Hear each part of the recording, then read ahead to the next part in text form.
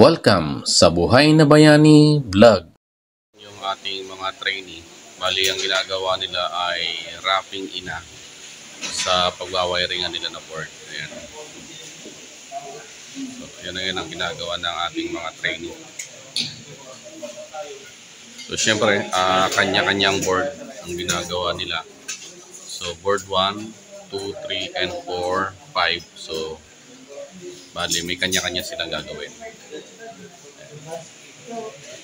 Tapos, i-check natin mamaya kapag natapos na po okay yung ginagawa or ginawa nila. Ayan. Ayan na.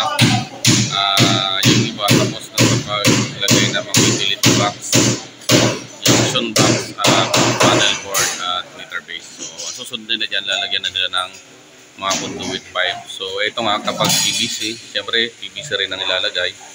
So, ito naman na board rin natin ay AMT. So, metallic din, no? Ang ilalagay nila dyan. Kapag metallic, so metallic din.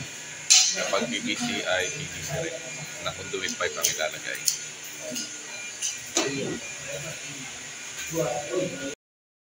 Ito na yung ginawa ng ating mga trainee. So, tapos na sila. Ayan. Yung board number 1 natin. Board number 2. Number 3. Number 4. And number 5. Ayan. So, pininturahan muna namin ngayon. Sila yung batch 144. Ayan. So, napakaganda. Pati nga yung kabilang side. Ayan.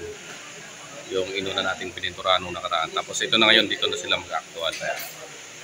So, napakaganda ng ating board ngayon. Ayan na siya. Sunod yan, lalagyan na natin ng wire.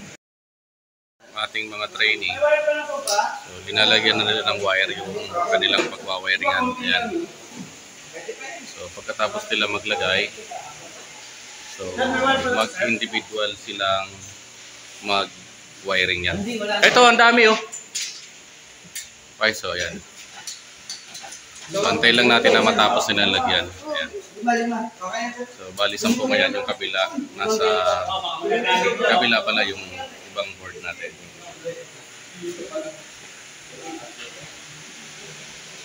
Maraming salamat sa panonood ng Buhay na Bayani Vlog. Lahat tayo ay pwedeng maging bayani.